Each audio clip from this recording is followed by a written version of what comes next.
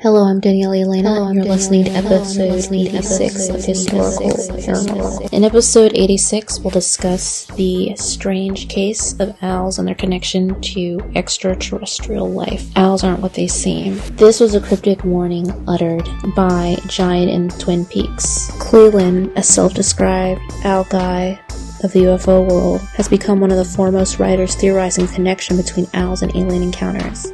His book on the subject, The Messenger, is a collection of anecdotes from people who claim to have had paranormal experiences involving ominous birds. For Cleland, it all began as he saw owls circling overhead for an entire hour during a 2006 camping trip. Cleland was familiar with the connection between UFOs and owls and felt something abnormal. He later connected the owl sightings to disturbing alien abduction experiences of his own, adding them to his website. He began to receive stories tying the birds to UFOs, abductions, missing times, and other strange phenomena. Meanwhile, owls began to manifest themselves to Cleland in a flurry of weirdness, for instance appearing to hover at eye level before fluttering away as he rode his bike through his small Idaho town. Now he's collected thousands of accounts with at least one landing in his inbox every day. Cleland explained to Vice that people are actually having experiences that imply contact with some sort of non-human intelligence is strange enough, Cleland writes in his book. Adding owl into the mix makes it all the more bizarre, like a performance on a stage. The owl is playing a small role in a grand drama. The part it plays is a riddle begging to be solved. Cleland told Motherboard, "I've had my own direct experience, and some would call this UFO abductions. That's a term I use all the time, but it's not the right term, because it's stranger than that.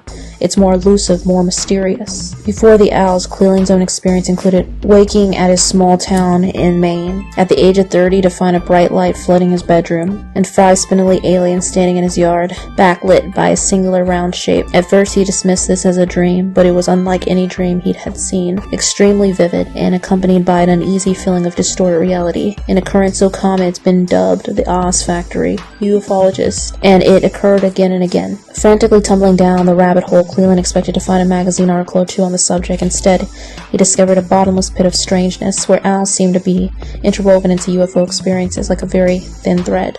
With his research, he felt he was tugging on the thread and fell deeper down the rabbit hole. Strange stories within his book include the testimony of Ron Johnson, a regular UFO conference attendee who claimed to have had an alien visitation at home, and who noticed a steady stream of guest owls by his porch of his mother's house. One in particular would watch him as he left for work and remain perched on the same branch when he returned home later that day. Once, Johnson says he felt an inexplicable desire to leave his house in the middle of the night. When he did, found a round 4-foot-tall owl standing in his driveway waiting to exchange stares. These impossibly large owls, as Cleland calls them, are a regular enough incident. One unnamed contactee claimed to have seen a UFO and then shortly afterwards pulled over in his car where he was greeted by a 4-foot owl with a wingspan large enough to encase the front of the vehicle. Cleland notes that even the very tallest owls should not be this tall.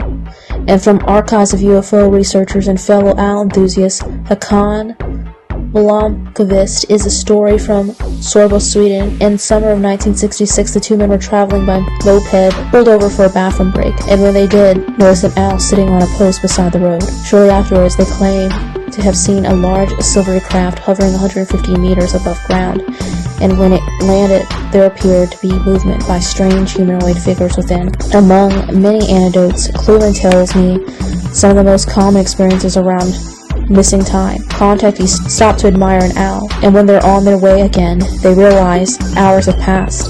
A theory is these owls' appearance could be screen memories, psychically implanted visions where owls are merely disguised stand-ins with hypnotic regressions therapy, later revealing something much weirder.